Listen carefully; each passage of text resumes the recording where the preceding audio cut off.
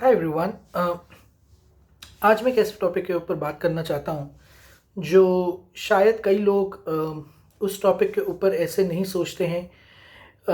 उन लोगों का ये सोचना है कि पाकिस्तान और अफ़गानिस्तान शायद इंडिया या भारत जो मेरा मुल्क है उसके लिए एक बहुत बड़ी मुश्किल होने वाला है।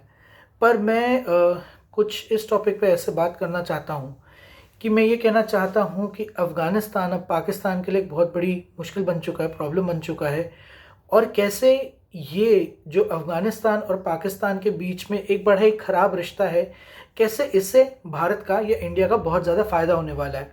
और मैं थोड़ा इस पे ये भी समझाना चाहूँगा या बताना चाहूँगा कि ऐसा क्यों है कि अफ़गानिस्तान और पाकिस्तान के बीच में जो रिश्ता है वो बहुत ही ख़राब है। शायद कई लोगों को ये बात नहीं पता है कि पाकिस्तान और अफ़गानिस्तान का रिश्ता बहुत ज़्यादा ख़राब है। लोग सोचते हैं कि दोनों इस्लाम मज़हब के हैं और दोनों के बीच में बड़े सारे पुराने संबंध हैं, तो इस वजह से शायद पाकिस्तान और अफ़गानिस्तान के बीच में बहुत ही अच्छा रिलेशन हो। पर मैं आपको प्रूव करूँगा कि ऐसा नहीं है। इसके लिए मैं आपको थोड़ा सा समय में पीछे ले जाना चाहूँगा। मैं आपको बेसिकली पाकिस्तान और अफ़गानिस्तान की थोड़ी सी हिस्ट्री बताना चाहूँगा।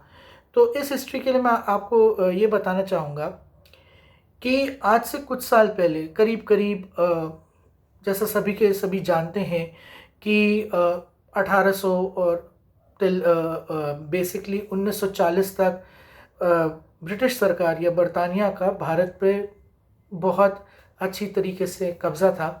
उसी वक्त जो ब्रिटिश सरकार थी या जो अंग्रेज़ थे, उन्हें इस बात का डर था कि सोवियत यूनियन, क्या पता, क्योंकि उनका स्थान जैसे उज़्बेकिस्तान, और ताजिकिस्तान ऐसे सभी जगहों पे अच्छा खासा काबू है या कब्ज़ा है, तो क्या पता वो अफ़गानिस्तान के रास्ते नीचे आते हुए सोवियत यूनियन को एक गर्म पानी या वार्म वाटर पोर्ट का एक्सेस मिल जाए। मतलब सोवियत यूनियन जो एक ऐसा देश है जो जिसके सर्दियों के महीने में उसके की दिशा में सारे के सारे पोर्ट्स जम जाते हैं, उधर पानी जम जाता है और उनके पास कोई वार्म वाटर या गर्म पानी का पोर्ट नहीं है।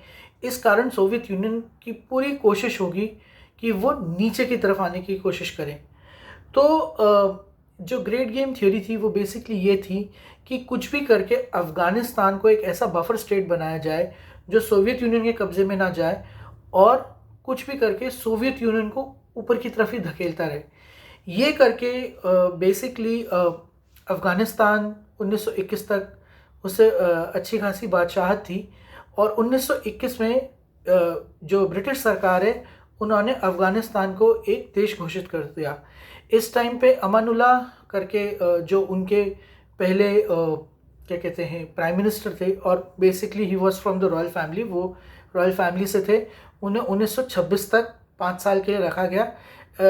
जो ब्रिटिश सरकार थी उन्हें ऐसा शक होने लगा कि उनके जो भांजे हैं उन्होंने एक अच्छा रिश्ता बनाने की कोशिश कर रहे थे सोवियत यूनियन के साथ। उसके बाद 1926 से लेके 1973 तक वहाँ पे बादशाहत या बादशाह या जो राजा थे उनका नाम था ज़ाहिर शाह।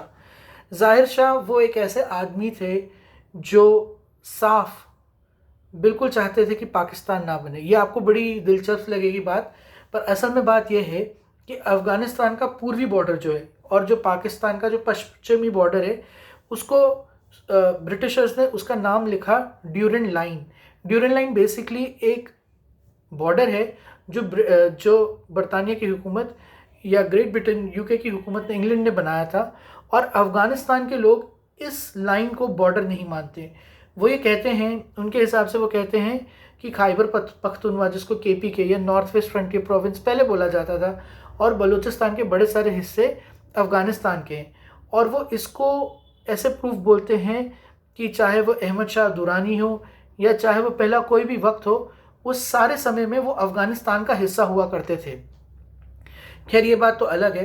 तो अगर मैं इसी टॉपिक पे वापस आऊँ तो जो ज़ाहिर शाह थे वो ऐसे आदमी थे कि जब जब पाकिस्तान बना तो यूएन असेंबली में कई सारे देशों ने वोट दिया। सिर्फ एक देश था जिसने पाकिस्तान बनने के खिलाफ वोट दिया। यहाँ तक कि भारत तक ने कहा था कि पाकिस्तान बनने दो, अच्छा है, ये हमारी सरदर्दी ख़त्म हो जाएगी। पर जो ज़ाहिर शाह, जो वहाँ के किंग थे, किंग ज़ाहिर शाह, वो एक ऐसे आदमी थे जिन्होंने कहा कि पाकिस्तान नहीं बनना चाहिए।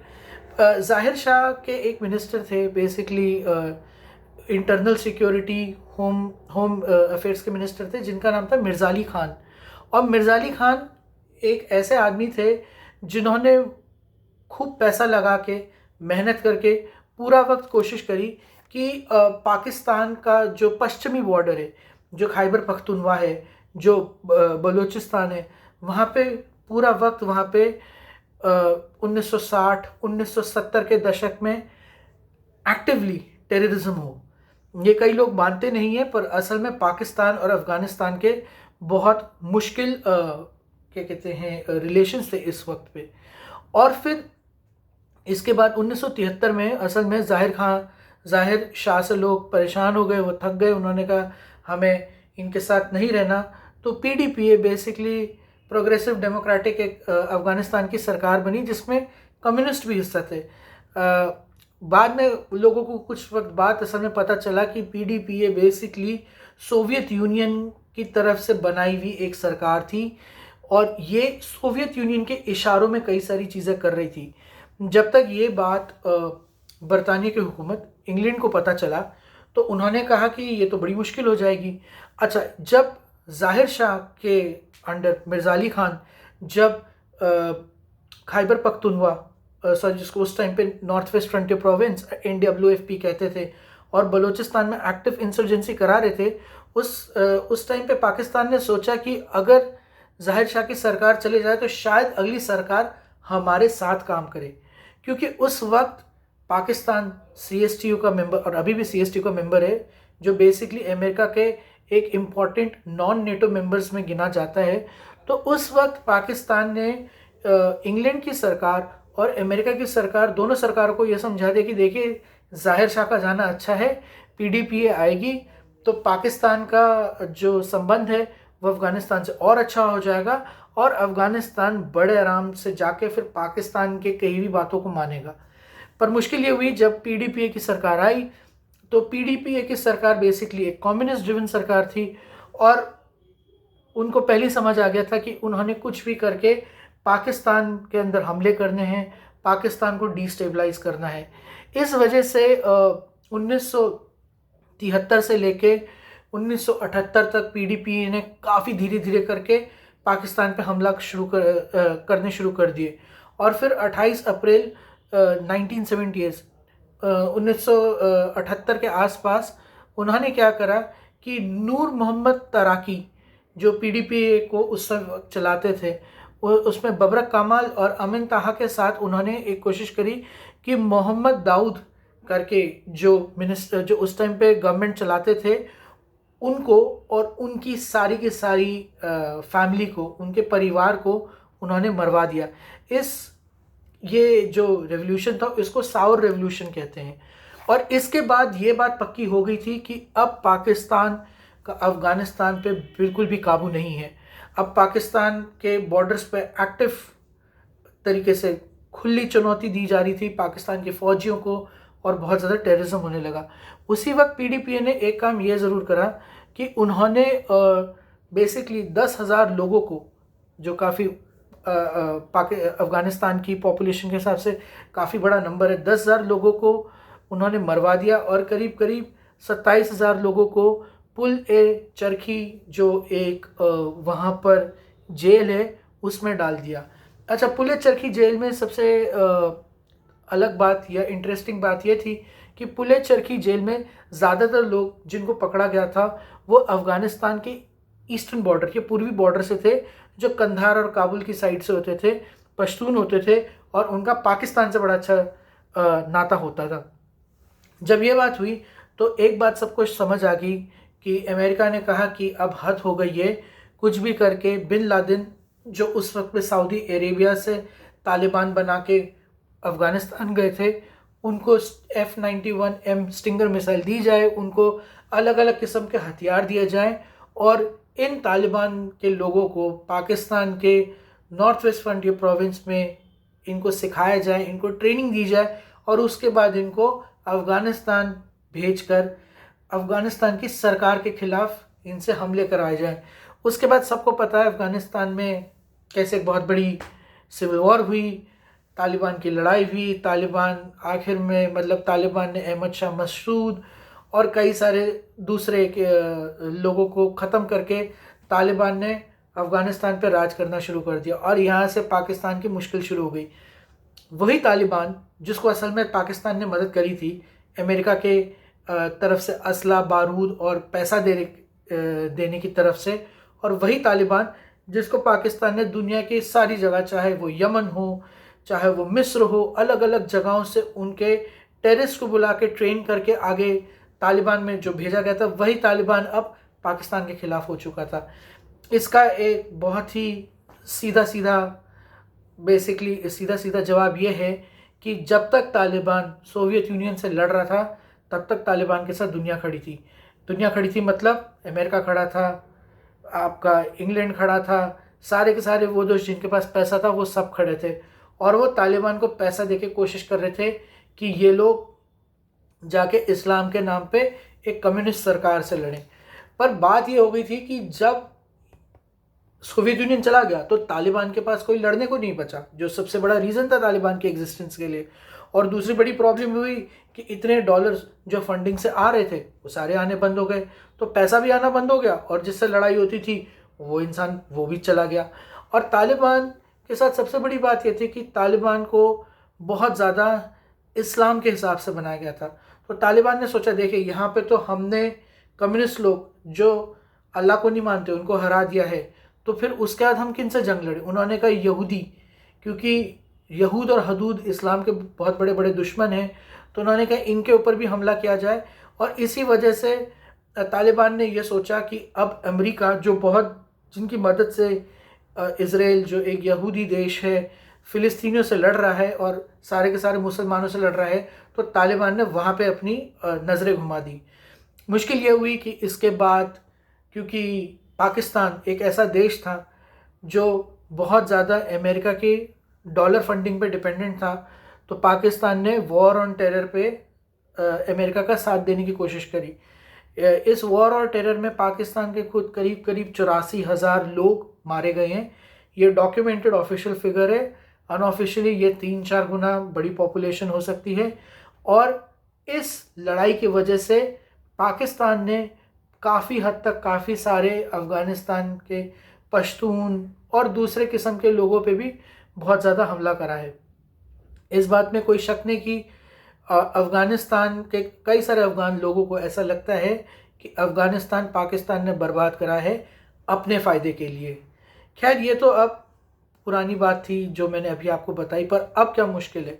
मुश्किल ये है कि अगर देखा जाए, अगर आप पाकिस्तानी कल्चर या सोसाइटी को देखें, उनका कल्चरल इंटरप्रिटेशन जिसको बोलते हैं दूसरे किसी इंसान को समझना, अभी भी अफ़गानियों के लिए बहुत अच्छा नहीं है।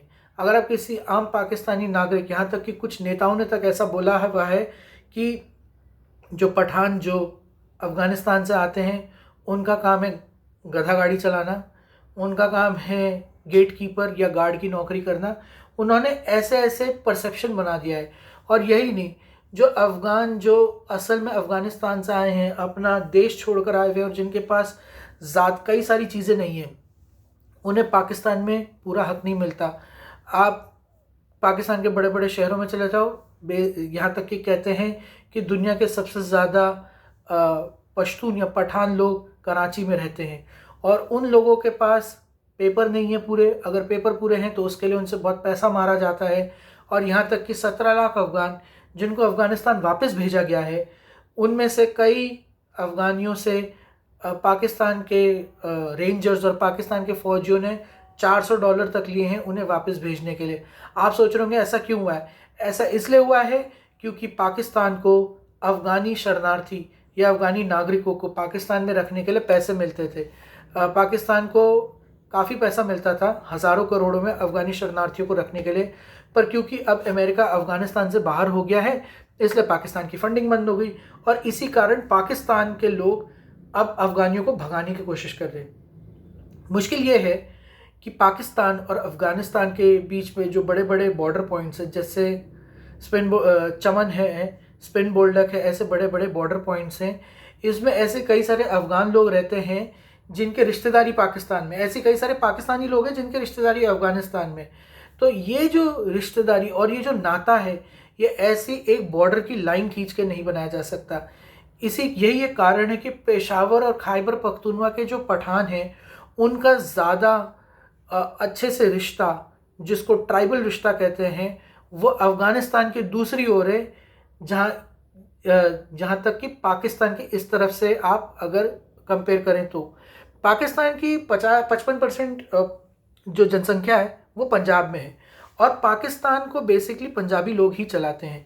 पर पाकिस्तान में जो पश्तून लोग हैं, जो पठान लोग हैं, उन्हें उतनी इज्जत से नहीं देखा जाता, उन्हें उस तरह की पावर नहीं मिलती। इसका एक बहुत सीधा सीधा उदाहरण है कि पाकिस्तानी आर्मी में 30% लोग पश्तून हैं, परंतु जो अगर आप पाकिस्तान में ऑफिसर्स को देखें तो पश्तून इतने ऑफिसर्स नहीं बनते। तो अब मुश्किल ये है कि क्योंकि पाकिस्तान के पास पैसा आना बंद हो गया है और पाकिस्तान अब अफ़गानिस्तान को वही एड का पैसा नहीं दे सकता है, इसी कारण तहरीक-ए-तालिबान पाकिस्तान अब पाकिस्तान पे बहुत ज़्यादा हमला करने लगा है और धीरे धीरे तहरीक-ए-तालिबान पाकिस्तान बहुत ज़्यादा शक्तिशाली हो गया है।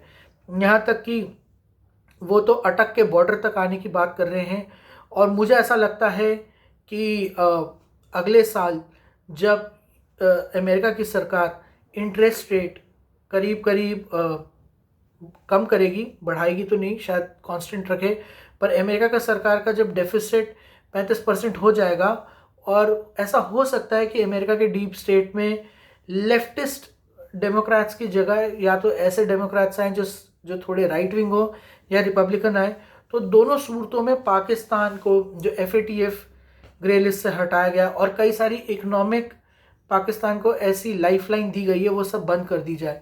और जिस दिन ये होगा उस दिन वापस से अफ़गानिस्तान के अफ़गानी लोग पाकिस्तान पे हमला करने लगेंगे। ये अब एक ऐसी मुश्किल है जिससे पाकिस्तान बाहर नहीं निकल सकता। अगर पाकिस्तान हर साल, जो नहीं हो सकता, अगर पाकिस्तान हर साल अपनी जेब से करीब करीब $25 बिलियन पैसा अफ़गानिस्तान में भेज सके, तो शायद पाकिस्तान और अफ़गानिस्तान के बीच में रिश्ता ठीक ठाक रहे। नहीं तो अब वो वक्त चला गया है जब पाकिस्तान और अफ़गानिस्तान के बीच में ज़रा भी पीस या ज़रा भी चैन और सुकून रहेगा। मेरी तरफ से मैं बस इतना ही कहना चाहता हूँ। मुझे लगता है पाकिस्तान के दिन, अब मेरे ख्याल से ये पाकिस्तान का आखिरी दशक है, जिसके बाद पाकिस्तान कई सारे हिस्सों में टूट जाएगा। Thank you, good bye.